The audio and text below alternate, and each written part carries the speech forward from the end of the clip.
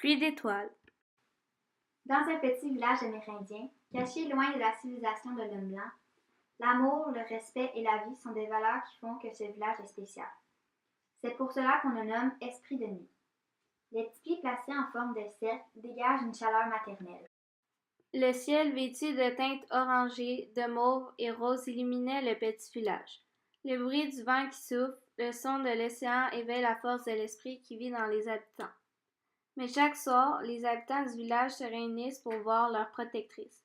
C'est le signal. Sœur Lune, dans sa blancheur argentée, annonce la venue de la cérémonie. Les habitants, assis autour du grand feu, qui dégage des flammes lumineuses, chantaient au rythme du tambour.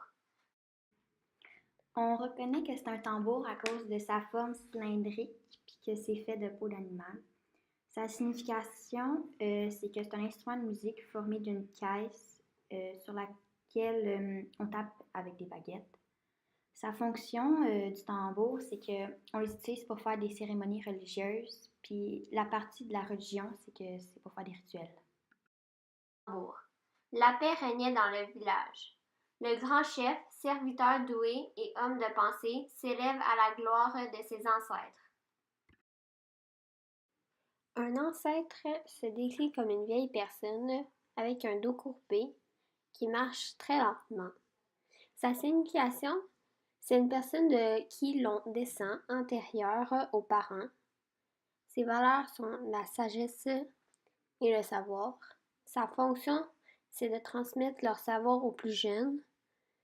Puis son aspect, c'est d'être croyant.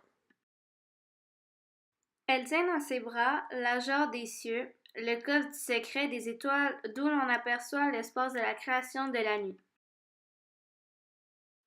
L'obscurité éclate de ses libellules lumineuses, comme la pluie qui déverse ses larmes de joie. Pluie d'étoiles, louangée par les villageois, du bout de son doigt dessine des comètes aux traînées vertueuses pour rendre hommage à l'amour que lui portent ses enfants.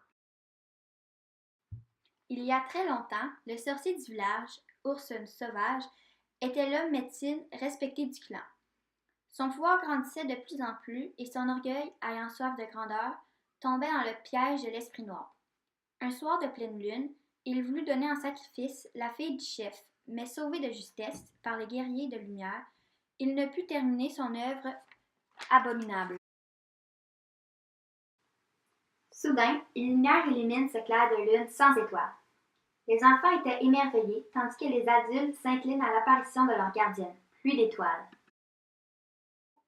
Le grand Manitou, fier du clan, l'esprit de nuit, par leur combat contre le mal, envoie sa fille tous les soirs baigner le village du scintillement d'une pluie d'étoiles.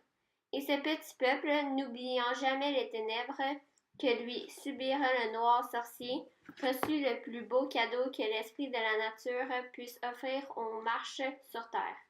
Les étoiles, enfants de la lune, la vie tout simplement.